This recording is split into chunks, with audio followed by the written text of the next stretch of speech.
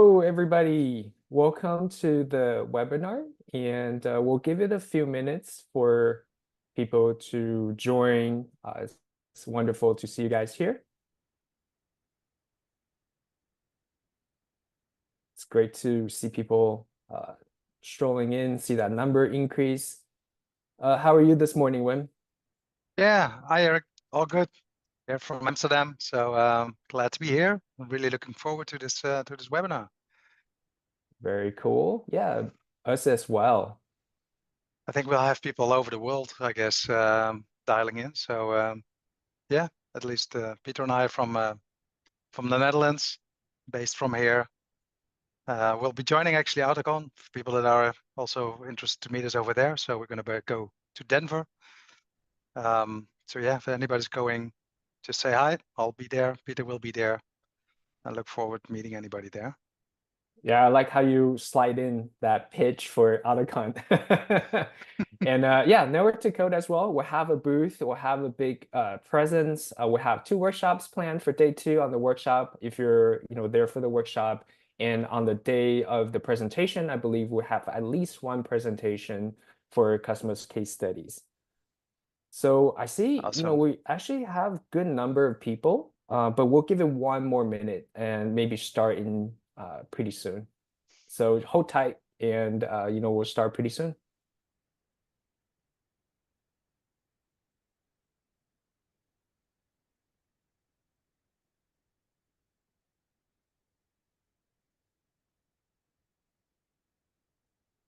All right.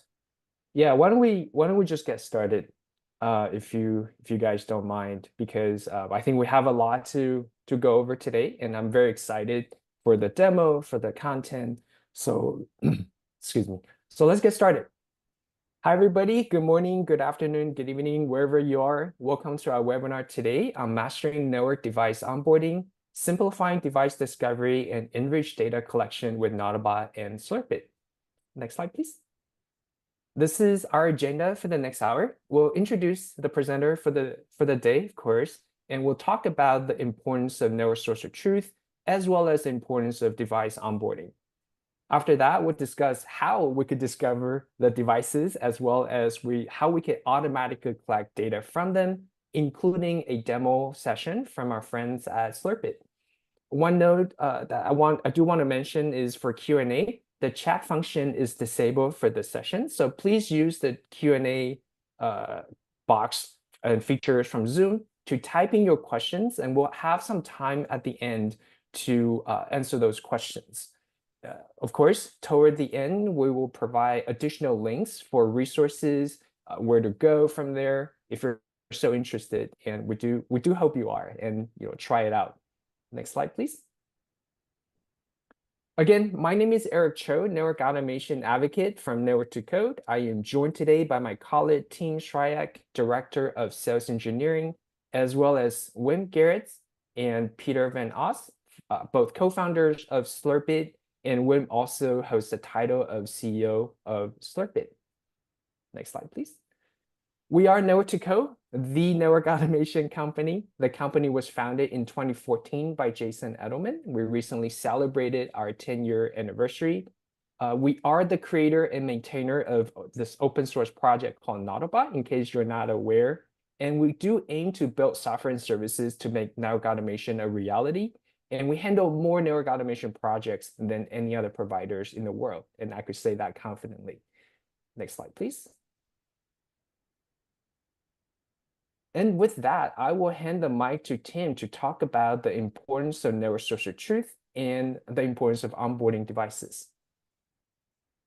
Thanks, Eric. Yeah, so let's dive into this overview here of what we talk about, or what we mean when we say understanding a source of truth, and what is it?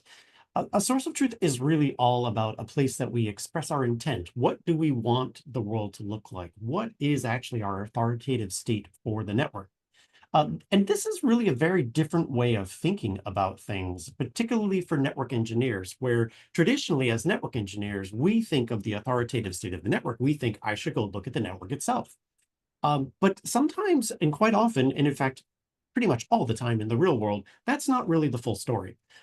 Usually, the network itself does not actually represent its intended state. And that's just the nature of reality when we operate networks. That is, typically, the design isn't fully implemented into the network. And so therefore, actually, when we think of our design in our intended state, it should actually be external to the network, not the network itself.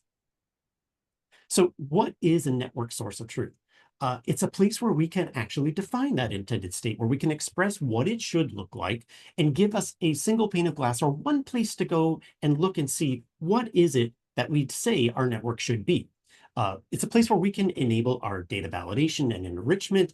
It gives us an authoritative reference point to look at for our design. And it allows us to then create this delta between what is our intended state versus what is the actual state of the network. And what we have done with Nautobot is to create a tool that actually provides and implements these concepts. It gives us a place to have a clearinghouse for data, normalizing, enriching that data as we ingest it, and then distributing it back out to our various systems that we might have in our world. Whether that's a CMDB or a tool like ACI or a DSIM tool, we're able to use Nautobot to synchronize, harmonize, and bring all of that data into one consistent interface. Nautobot also gives us a place to access data programmatically, whether it's from its REST API or its GraphQL endpoints. So what do we mean when we say this intended state? Generally speaking, what we're looking at here is really what are all of the things that inform what the network must be. So that could refer to just our network policies, our rules and configurations that govern the way that we operate the network itself. But we've also going to have other things like our telemetry and monitoring policies, our quality assurance requirements, security policy, our compliance standards. Do we have to comply with PCI or HIPAA or some other compliance requirement? What are our design standards that we want in our world? And then the performance requirements. We need to meet the needs of the application. And then, of course, the business as well, right? Ultimately, the network serves the purpose of the business. And so as we think about these concepts, these are all of the things that are informing our intended state. And this is what we're really trying to help through a tool like Nautobot, is give us a place that we can actually define that intended state and meet these requirements. So let's think a little bit about network configuration, and specifically the data that goes into it. So here's an example of a snippet of config from a device. And as we look at it, we're looking at the CLI of the device here, and you say, is that the right configuration? Well, maybe you know off the top of your head, but for most of us looking at it, we really don't know. So let's break it down into its components. First, as we start thinking about what we've highlighted here in orange is the actual data on that device. So all of the things that are vendor neutral, if you will, the bits of information that are not relevant to the syntax of the vendor, but are more about expression of our architectural design and intent. Then we have our network design that is actually driving that data, right? That's the bit that we really care about here in this case, which is what's the design, and therefore, how does that result in some data? As we think about this, usually this doesn't change that much. We're probably not changing this that often as far as the design goes, right? But we are changing is the data, those bits highlighted there in orange. So if we start to think about these adding in this expression here, now let's think about how we can take that design and then lay that on top of the data. So designs drive configuration and not the other way around. And that's a key thing to remember here as we think about this, right? Is all about these data points and how do we then use that to conform our design to create our intended state here in our network source of truth. So now let's take a little bit of a practical example here, imagining a real world example. Let's say where you have to do some operating system upgrades. And as we do this in our world, often we're doing this on hundreds or even thousands of devices. It's a really time-consuming manual process. Quite often, it ends up taking months of time out of our schedule, which means that we often end up we do not do it that often as a result. Typically, we end up trying to do just a few at a time, or we do the ones that we have to, or we do it when security comes and says there's been an vulnerability that we absolutely must address. We have to stop everything we're doing. We put projects on hold and we focus on this problem. But there must be a better way, right? And with automation, there is. So here, what we're looking at is an example of how we can take this manual effort going into, say, being able to just handle 20 devices as an example, when it's taking us, 13.7 hours, versus when we start to use automation, we can get this down to like one hour approximately. So now we're much faster on our timelines. We can actually achieve these goals of, say, doing biannual or quarterly upgrades to our devices, because we're no longer having to do it by hand. It's no longer something we have to stop everything we're doing in order to achieve this goal. We're now able to move forward, maintain good hygiene on our network, because we're relying on automation to do these tasks for us. And highlighting here too, hey, we're able to do our pre and post upgrade tasks consistently, reliably, the same way every single time. I know when I was working as an engineer and doing these kinds of things, you often get into the mode where you start to skip steps because you're just rushed, you're trying to get it done. And inevitably, at some point, that comes back to bite you because you forgot to do a test or you skipped doing it because it always works, except for that one time when it doesn't and it causes a problem, right? So this is a great thing that we can use in the automation heat. It helps us do this busy work, gets these tedious things done, helps us be consistent and reliable and drive better operations in our network. Taking a look at this journey, what does this mean? We're starting off with this idea of, we have this network documentation. We have our data models. We then move into how do we validate that data, driving network automation, and then finally arriving at intent-based networking. So we can kind of think of this as this journey. As we go down this path, where do we start? We start with trying to get a handle on good, clean data in our environment. We do that by making sure our data models and our database match what we have in the real world. And then we start moving into getting our data cleaned up. Pretty much every client that we ever work with, our sources of data, our sources of truth are never accurate to start. So we need to get those accurate and clean, and then we can start to drive automation and finally moving into that final state, right? So it is absolutely going to be a journey. And as you see down below there, here's some examples of the outcomes that come from it. Because one of the things that we want to show to the business is that, hey, we're getting value back at every step of the way. It's not to waiting till the end to get value to the business. We do see that straight away as we move through this process, right? So we can see value even as we begin. Nautobot uniquely positioned as a network source of truth and automation platform. It serves both of these purposes. At its core, we have the source of truth, but we also have a layer on top of which we can drive automation from. And that's a key element of Nautobot itself, which is this. What we see as we have our CMDB, our IPAM, our decent tools, we never keep them up to date because we treat them as documentation. And it's simply something that we just don't have time to ever get to as network engineers, right? Documentation is probably the last thing we ever do. And so therefore, our sources of truth are generally out of sync with reality. What Nautobot enables us, because of its automation platform, is to start to think of that data as the way that we drive change. And so now we actually use the data to do real work instead of leaving it to the end. This means that documentation now happens as part of our process rather than something that we have to circle back to at the end to do later. So a key element of Nautobot and its philosophy, or our philosophy here at Network Decode, is how we use data to drive change and not thinking of data as documentation. So some of the benefits that we see here from Nautobot's intent-based approach. We can centralize and harmonize data in the environment. We can facilitate our workflow automation. We can streamline our data management process and our automation development. Another key idea is this. As we create automation in our environment, inevitably, we reach a scale where it starts to become an enterprise critical tool. And you need to have things like RBAC controls. We need to have logging. We need to make sure that it is meeting all of our compliance and security requirements as we start to build out these tools. Nautobot gives us a framework in which we can develop and deploy this kind of automation while meeting these enterprise-grade requirements. Another key element of the Nautobot ecosystem, really facilitating this process of making network source of truth and network automation specifically practical and possible in the real world. Okay, so that was my talk through here on the network source of truth side, and I'm now going to pass back over to the Slurp'it folks to carry on. Well, yeah. Well, actually, I'm going to step in quickly, and thank you, Tim, for that wonderful insight for network source of truth. And we're going to talk about device discovery and collecting data from the devices. Next slide, please.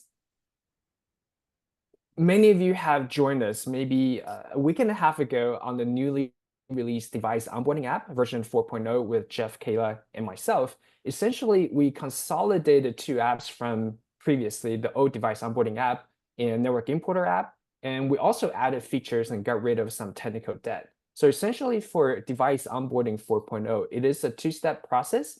The first step is, or the first job called sync device from network, is to have some of the very basic connectivity information from the administrator for the devices, and will automatically gather some of the basic info from the devices and create them in Nautobot's database, the CMDB database. And the second step, sync data from network job, is to collect more detailed attributes such as your interface IDs, IPs, VLANs, verbs, etc., and to enrich those device information. And the job is also idempotent, so we can safely run the jobs continuously and interactively. Next slide, please. Also, for our device onboarding app, we do require IP addresses, as you saw from the webinars before, and we also had the demos back in that webinar from several days ago. We do require the IP addresses as inputs and some of the basic information, such as your login credentials. These credentials could be configured through the UI, and the IP address could be imported from CSV, but we do need to know them in order for the two jobs to run and collect data.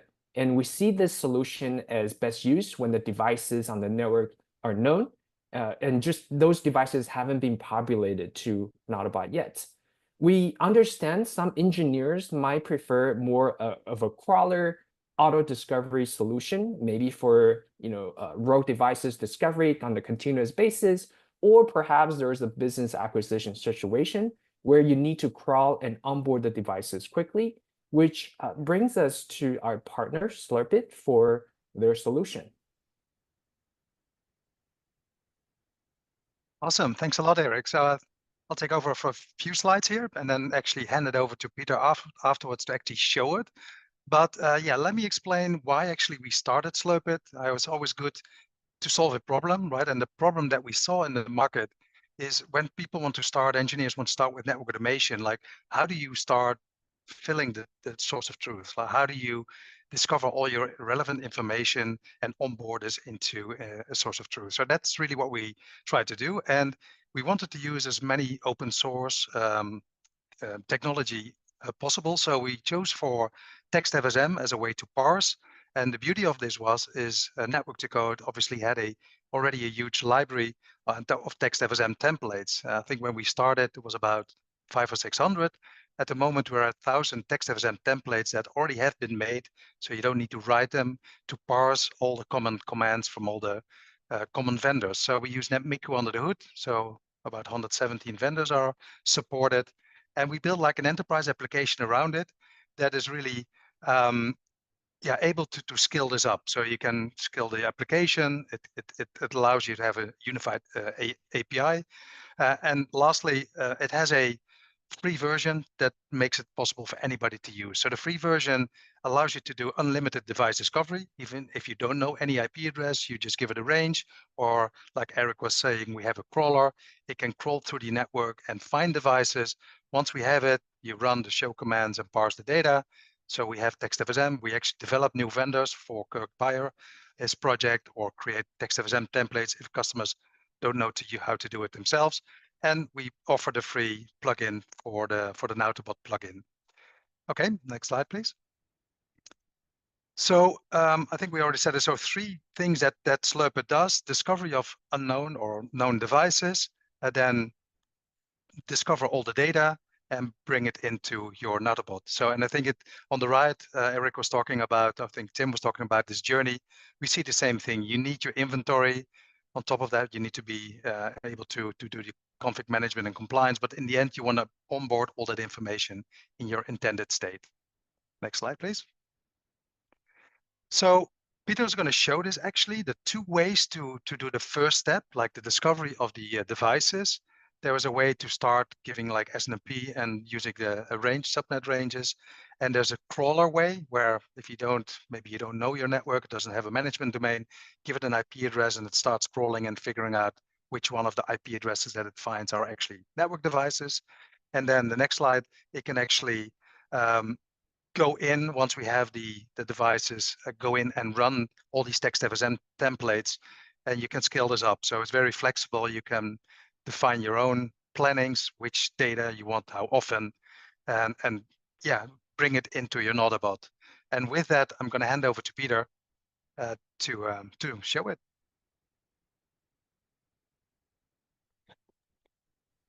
Hi, everybody, and welcome to the demo. Actually, before I start showing the product and before I show how everything is set up and how things work, I always like to map out the architecture a little bit before we start.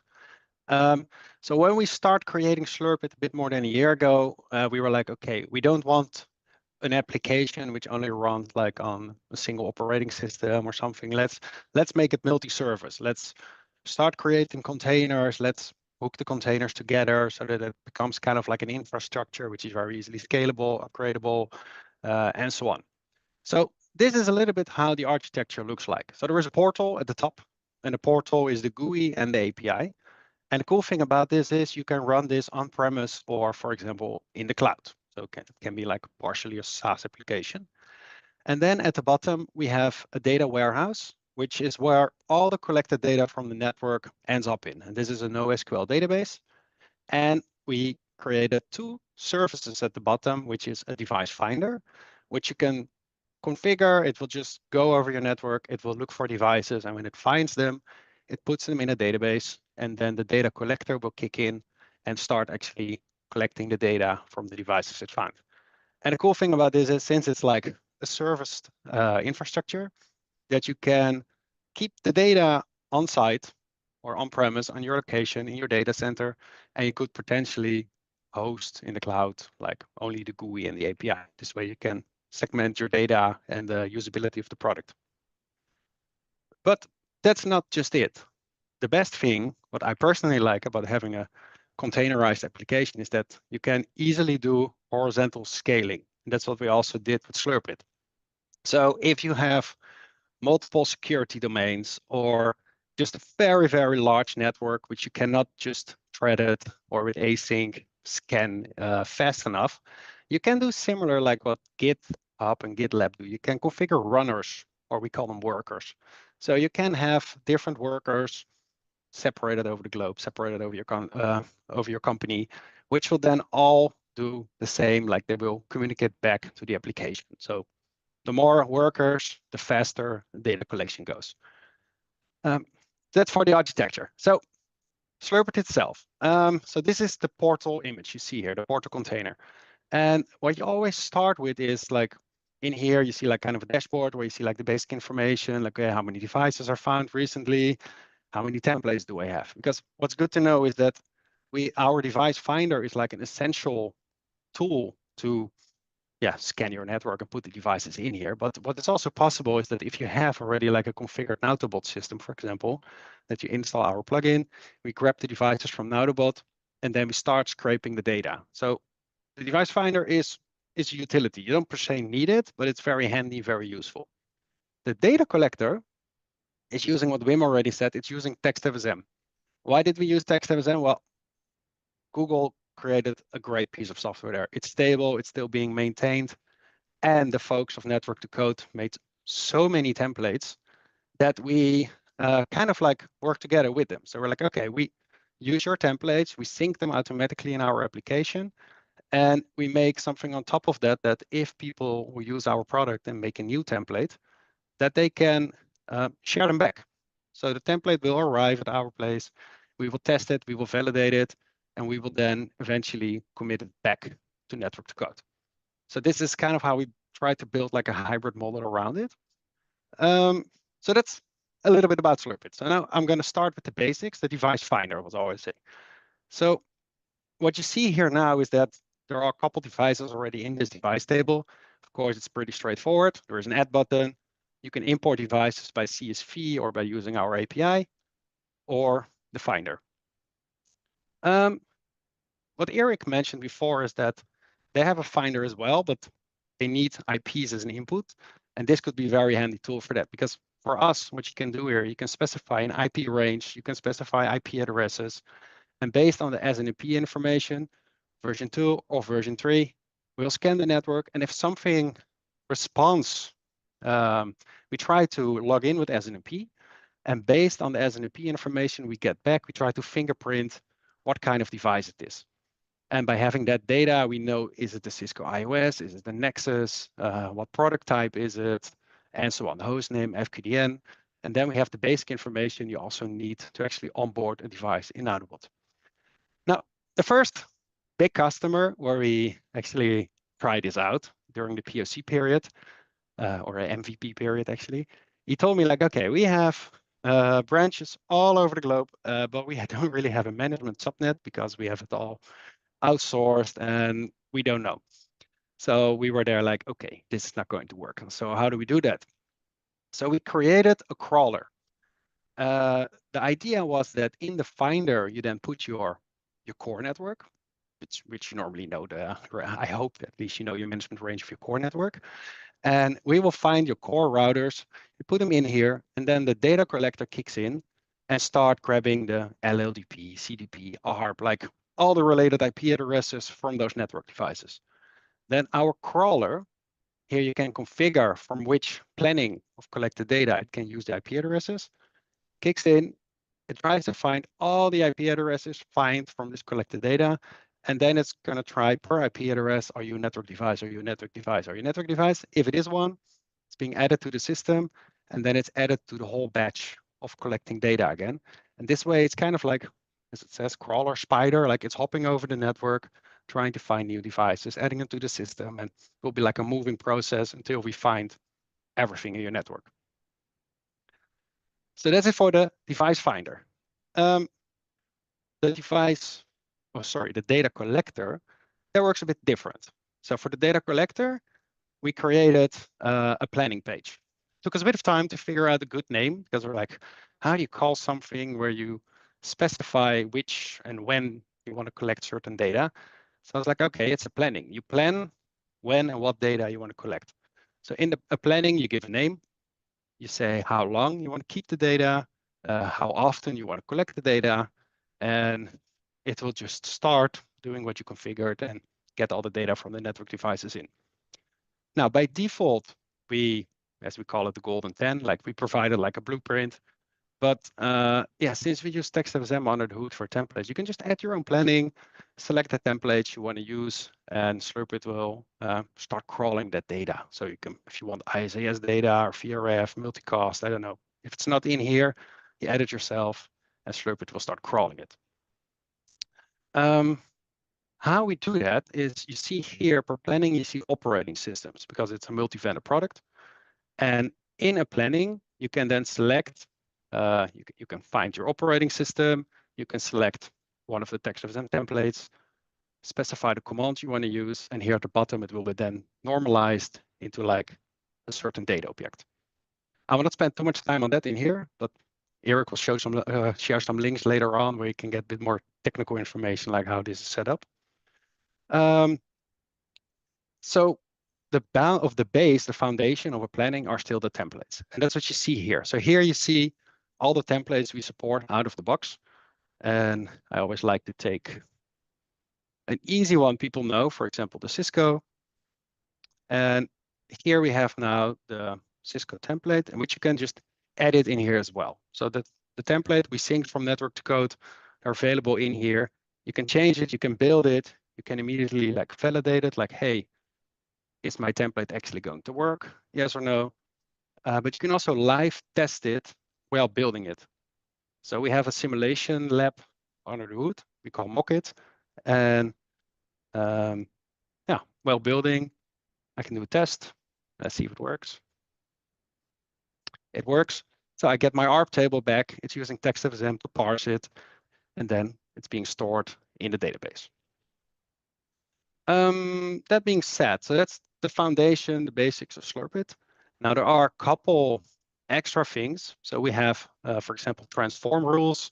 So if you want to normalize certain data when it comes in, or you like to tweak or fine tune it a little bit, you can write your own Jinja template, and based on incoming data, you can manipulate it actually before it's being stored. So you can more and more alter the data the way you want it to be. But the best thing is we can actually integrate it directly into Nautobot. So that's what you see here. You see here it says plugin connectivity is green, which means we have a connection with Nautobot. So when you have set up Nautobot and you installed our plugin, you see here in the menu on the left, Slurp'it. And the first time you have to set up the plugin. So you can configure like how data should be synchronized. Is Nautobot only pulling the data in, or are we also from the Slurp'it side pushing the data toward Nautobot? This could be useful if you have, for example, some kind of cloud-based system where the Nautobot cloud instance is not allowed to access your network on-prem. In this case, you do both. You can make the connection to Slurp'it. You can test it quickly, like, hey, is there some kind of connectivity? And when that's all good, yeah, they set up a connection, so we can start onboarding and doing stuff with the data. So the first thing what this webinar is actually about is onboarding the devices. So what we do is the moment our device finder or crawler finds a device, we use some kind of callback mechanism. So we won't wait until the whole job is finished and then get the devices. Like the moment a device responds, it's being sent to our portal by the warehouse.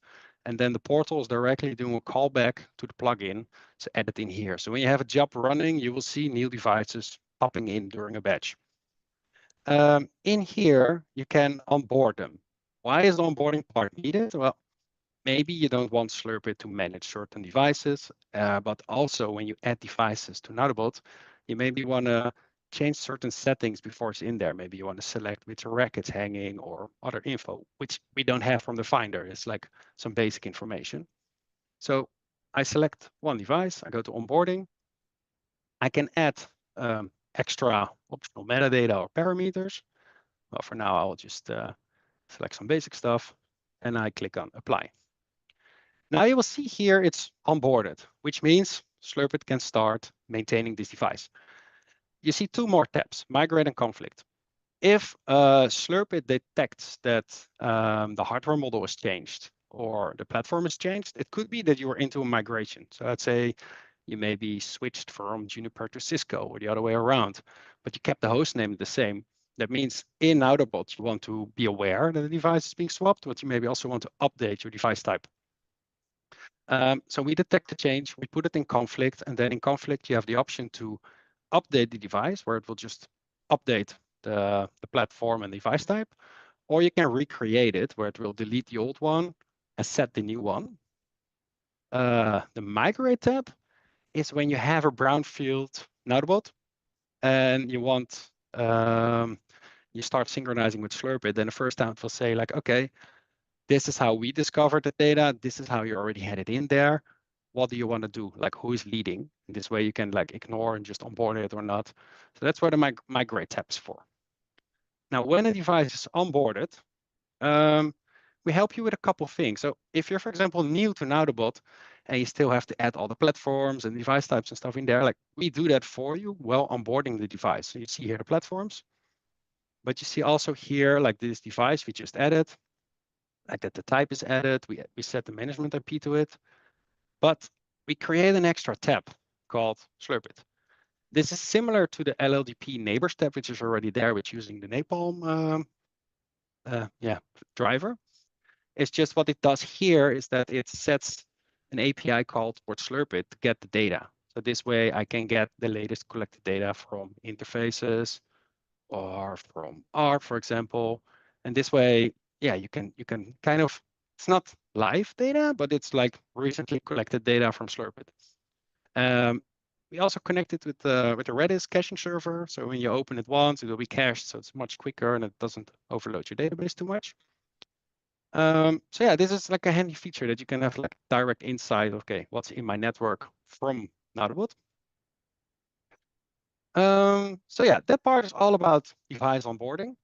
Then the next step is reconcile. So start filling the Nautobot data objects, because here you see the data, but this is not in Nautobot yet. Like we do create a separate table where Slurp'it will store those records. So if you have some kind of Nautobot app where you need this kind of data, you can reach it, it's in there, but it's not stored in the Nautobot. I call them data objects.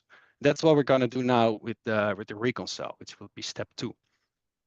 But before I show the reconcile, I show you the tab data mapping, because with the reconcile, it's the same. Like currently we support 4 data objects, IPAM, interfaces, prefixes, and VLANs.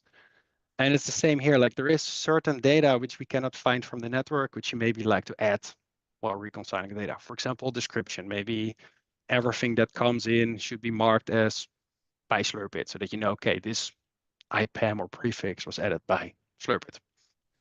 But you can also disable the reconcile so that all the data we find will be automatically being updated in Nautobot, and that you don't first have to approve or deny, like, okay, do I like this incoming change? So that's a bit the concept of it. And if I go now to the reconcile page, you actually see already incoming data because I had this planning run before. So what you see now here is you see the IPAM, the prefixes, and that's being taken from the Slurp'it collected data. So what I showed before, like we have a planning, and the planning relates to collected data. And from this collected data, from those ARP tables or those interface tables, we grab the data we need for reconciling in Nautobot. So if I go now here, and it's a side note, this is good to know. When there is a diff, and you click here, the pop-up comes, and you can actually see, okay, this is the state in Nautobot, and this is the state that Slurp is sending toward me. So you know a little bit like, okay, do I want to allow this change to happen in Nautobot, yes or no? But you can also here with the edit button actually change the incoming change. It's a bit double, but you can change the incoming change before you kind of commit it. And if I do this now and I accept it, and I put it all in there, same for the prefixes.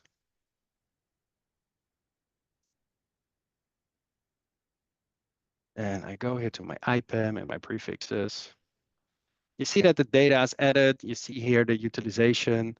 So it's being added by us. It's being filled, and those are one of the data objects we support from Slurp'it. More will come over time. This is what's in there right now, and what we can do with Nautobot.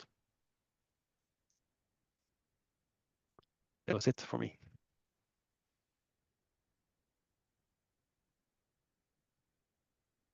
All right. Awesome. Yeah, thank you, Wim and Peter. Well, let's open up some questions. So the first question is, how do you handle multiple network domains? And I think that's for the Slurp'it folks to answer. Yeah, so with this horizontal scaling architecture I showed you in the beginning, like we can put a worker in a separate domain. So it's not that our crawler needs to have access to all the DMZ zones, for example. Like you can put one in every zone. The only thing it needs is connectivity to the warehouse. And this way, there will never be a direct access from the portal or the API toward one of the workers, which is actually connected to the network. Like the warehouse in the middle is the proxy. And if you separate the services over the network, then then we secure this somehow and make it possible. Cool. And I like the next question because I think it's mandatory nowadays to have one question regarding AI. So how do we interact with AI? Well, actually, what we have been doing as a side project for the last 5-6 months, we have like a project where we're trying to have our own offline model, which can create those TextFSM templates. So we're doing transfer learning. So we have like a script running, which is doing every 5 minutes to open API a request for one of the 117 vendors we support. It comes in with a template and an output. We validate that. If it works, we store it in a separate database. And at the moment, I have more than 15,000 valid TextFSM templates there with configuration. And we have another text language model, which is running on that already for 3 months now, learning how to create automatically a template from it. And well, I hope I hope in 2 months it's mature enough that we can actually start releasing it, that people can automatically generate the text of them template without having to know how that all works. That's for the templating part. The other part is, yeah, interacting with AI. I always say, if you want to build some kind of AI model for your network to learn, I don't know, to have like a smart engineer who can help you find troubles or improvements in your network, you need data. So what we are trying to do is like give you all the data in there that you can integrate it with existing models. Like you can take the one from Facebook or the one from Microsoft who work offline, that you can actually have it understand your offline data and then interact with it. Yeah, the conversational piece is always big, and I know for not for Network to Code, you know, we're also actively working on some of the proof of concepts, and so for us, it's kind of like stay tuned. Anything you want to add there, Tim? No, I completely agree, Radley. We're seeing a lot of use cases where this technology makes sense for us, and it's something we're actively exploring and looking forward to bringing to the community and to our clients. Cool. Yeah, so and I also answered this one question really, I didn't know it was aimed at Nautobot or Slurp'it specifically, but the question was, is it possible to define device credentials per device type, such as for creds for Netscaler, use the creds for checkpoint, or will the device finder try to use the same credential for each network device it finds? For Nautobot, you know, we have the secrets integration, and that's what I put in the answer, but I don't know if you want to answer that for on the Slurp'it part, Peter or Wim. Yeah, so for the device finder, it's using the SNMP credentials, which are normally a bit uniform in a company because we only need the read access. But then when we start collecting the data, you can configure a vault similar to your secret. And currently you can configure a vault per device type. So it will use for the firewalls different credentials, as for example, for the Cisco iOS devices. And we are changing now to a method where you can also specify credentials per device. But from my experience from big enterprise companies, they always have some kind of automation user, which is allowed at least to touch certain domains of the network. So we went for that approach that, yeah, you define a device type and you add the credentials to the type. Yeah, like a role account. So Yeah. and then that's, you know, rotated secret. So you actually lock that down a little bit better versus, you know, like the human intervention. And for network automation purposes, you do want a role account that's, you know, dedicated for your automation tasks. So that makes a lot of sense. So let me move on to the next question. And I forgot to mention, for Network to Code, I mean, obviously we'll have some links at toward the end. If we don't get to your question, we'll get back to you directly. And you know, we also encourage you to enjoy our Slack group where there's, you know, a ton of NTC folks, as well as the community is there to answer the questions if we don't get to it today. But you know, if we don't get to it today, we'll definitely follow up. So the next question is, I am curious about how Slurp'it discovers unknown devices. If it's unknown, how does it know what credential to use to connect it to and to that device and to capture data from it? I think that kind of goes back to what you mentioned about, you know, SNMP and crawling, but go ahead. Yeah, so we have our own database where we try to fingerprint the device, right? So we map everything back to the NetMeco way of styling a vendor. So when we see it's a Cisco iOS, we call it Cisco_iOS. Sometimes that for the Cisco parts, that's normally easy, but when you go a little bit deeper to other network definders, sometimes it becomes a bit tricky. So we have some kind of database where we map the logic into the device. If we cannot detect it, we call it generic. So if we could log in, but we could not detect what kind of device this is, being called generic. And then there is a special table in the tool where it says like, okay, this device we could not fingerprint. This is the information we find. And then we ask them to share it with us, and then we will add it to the database. But we're working on a way to have the database in the tool itself so that people could also fine tune it themselves. Yeah, I know the question specifically says Slurp'it, but I'll bring in the device onboarding 4.0 as well. And we do also try to auto detect the device because we only need the credentials and IP address, right? So we go in and we'll try to guess what the device is. But I would encourage you to go back and watch the demo that Jeff did about a week and a half ago for the last webinar. If we could specify a device type, it'll speed out the performance. But we do kind of handle it the same way as before. Anything you want to add there, Tim? No, I think that's exactly correct as far as how we handle it from the network to code side. Sounds good. So the next question is network devices or host devices, just to understand correctly. And for us, it's a device, but for Slurp'it, I think it's better answered by either you, Peter, or Wim. So the finder will look for network devices, but the host devices are visible in it. If you, for example, open the ARP planning, then you see like all the IP addresses, and we automatically do a lookup so that you see like the registered DNS names and stuff. So you can find the host devices. We will just not discover them with SNMP, but you can find them when they're scraped from a network device. And just to add, you also do the lookup for the MAC addresses, right? Based on the four digits. So yeah, you have your vendors all in there that we Yeah, we found did some on metadata enrichment. So the first 6 digits of a MAC address we translate automatically to the vendor, and an IP we automatically translate to the DNS name, how it's configured. That's in there by default. Yeah. Yeah, that's a good point. But the OUI sometimes is confusing, right? Because the OUI sometimes is the NIC, but doesn't match to the organization. But it's I think one more signal on how we could tell what the device was. So the next question is, how does Slurp'it log in during a sweep discovery, the credentials?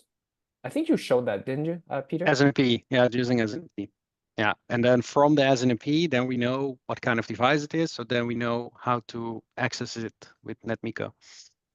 Yeah, version 2 and 3, right? And which vault to use and so on. Yeah, SNMP VT 2 and 3. Yeah.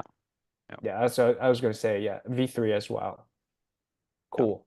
So the next question is a question for Slurp'it. If SNMP credentials are used for collections, can you also collect, for example, a vault for this? For example, a customer has 50 locations, every location has one credential, so spread it out. Or can we also use API credentials with a central TACACS radius count for collecting? Does that make sense? Yeah. I'm not 100% sure I fully understand the question, but so from I think it's 2 questions. So the credential part, I think it's like, can we use something like HashiCorp, store the credentials in there, use those credentials to log in on the devices? Am I correct in interpreting it? Yeah, I think the idea here is asking about like, hey, could I have looking up in a vault based on location? So, I'm scanning this particular site. I want to use these particular credentials for that site. And then the sub B part of that question was, or could I use TACACS or something like that instead? Yeah. So currently this is not possible. Like the vault is based on the device type, with the idea that you have a read-only automation user, because we don't have to make changes in the network. We just need to be able to do show commands. But we're now changing the vault a little bit, that it becomes a bit more dynamic, that you can also assign a specific vault to a specific site, or assign a specific vault to a specific device. So it's not in there yet, but yeah, it's coming. Yeah. Cool. Yeah, thanks for the elaboration, Tim. The next question is, can Slurp'it pull in module details, for example, in the Nexus 9506, all the line cards, models, and serials? I'll answer it from the device onboarding 4.0 perspectives. Right now, we don't, although the 2.3, we do have models that supports chassis. But right for at least for device onboarding, you'll just see it as the chassis and not the individual line card. And I'll pass it on to you, Peter or Wim, to answer on the Slurp'it part. Well, how Wim always mentions for us is, if there is a show command for it, we can slurp it. So if you can get those details in the CLI with a show command, then we can store it in Slurp'it. Yeah, I like this question. Just to elaborate on that question. So I think the power of Slurp'it is its flexibility, right? So it's like a method to actually bring in your own data. So if there is any show command, you can create a text FSN template for it. There's 117 vendors. If there's not there, we'll add one. But you can build your own template, your own planning, say how often you want this, and bring it into all the right tables and normalized column fields, etc., and bring that all then back into the Nautobot application. So I think that's the power of the flexibility. If out of the 10 standard attributes that Peter showed you in the planning, you can add as many as you want, and attach as many vendors and templates that you can think of show commands. Yeah. By the Sorry, way, Tim, you were going to say something? Yeah, go ahead. yeah, I say I love that tagline. If there's a show command for it, we can slurp it. Yeah, that's what Wim always says. That's why they pay him the big bucks. Just the marketing. One slide, one sentence. Yeah. Yeah. Cool. Let me go ahead and yeah. Oh, sorry. Okay, so the next question is, can Slurp'it take data from centralized network devices, NetScaler AMD, MDS, VCO, or it won't discover those devices? So by centralized devices, I suppose it means like chassis based, or am I reading it wrong? API based, I think as well. It says a centralized network devices. So Yeah, true. yeah, personally, I'm not too familiar with the NetScaler ADM, MDS, VCO. So orchestrators, he means. Yeah. Okay. So can Slurp take data from it? So maybe pull the API from the centralized and then go discover it, or Well, if it has, yeah, I don't want to repeat it again, but if it has a CLI and you can get it with a show command, then yes, we can already do it because there is the NetMiko Linux driver. And most of the time, those systems like NetScaler and so on, they have like a generic SSH server. So you can actually access it already with the Linux driver. We're working on API based so that we can also do cloud and so on.